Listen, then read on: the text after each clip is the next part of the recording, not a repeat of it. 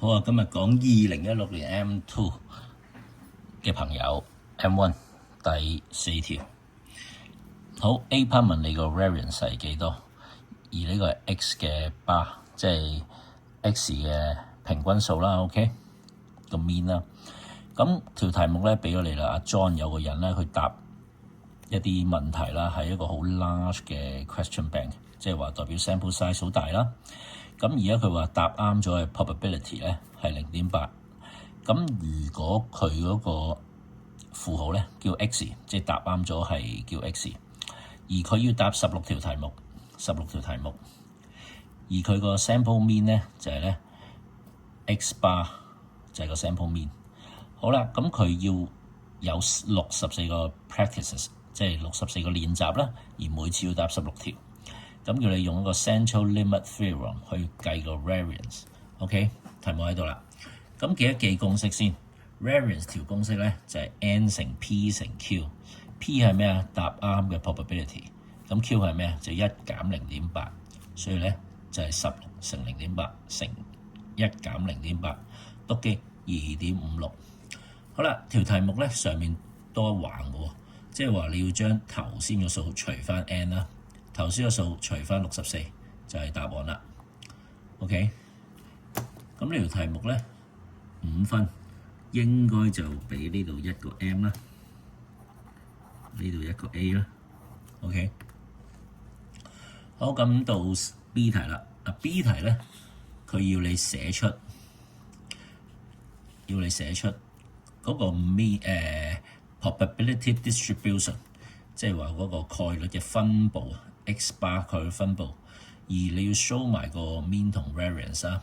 OK， 好啦，咁個 mean 咧一樣係 n 乘 p 啦，頭先做咗噶啦，16乘 0.8 就係 12.5 啦，12.8 啦，12.8。個 variance 頭先 X bar 咧就抄咗落嚟嘅，係 0.04。OK， 好啦，咁我哋寫翻條式啦。X bar 咧就係一個 normal distribution， 而呢一個數咧就係個 mean 啦，16乘 0.8 抄低佢啦。咁而後面個 variance 就係 0.04 啦。OK， 好，咁到 C 題啦。C 題咧佢問你咧 find the probability that X bar is greater than 12.5 啦。X bar 要大過 12.5 喎，咁所以我哋就用佢轉翻個二 set 啦。咁幾時先轉到啊？就係咧呢個數減個 mean 除翻個 variance 嘅開方，即係呢度要除 SD 啊嘛，所以你個 variance 呢度一定要記得開方啦。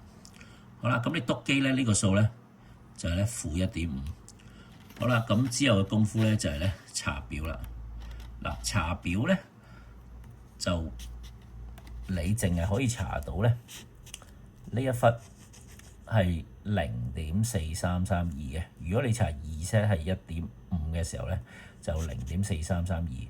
好啦，咁你要大過-1.5啦，咁你呢個1.5反過去對稱啦，咁即係你右手邊呢個 shaded area 咧就係個 probability 啦。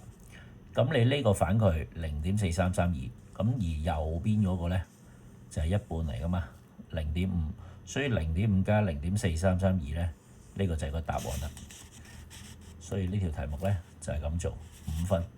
咁下面嗰3分咧就應該點俾咧？你頭先咧應該 answer 咧就點都有1分嘅，咁而呢度就應該係1M 咯。OK， 咁所以 total 就5分啦。呢條題目好啦，咁俾大家望多次先。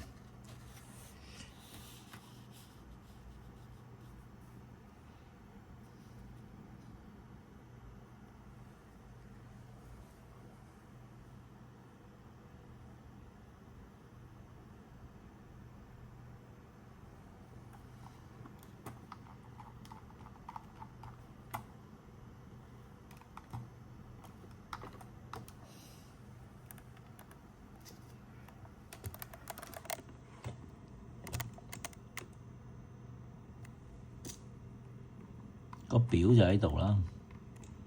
咁如果你頭先 1.5 咧，就係呢一格嘅0.4332。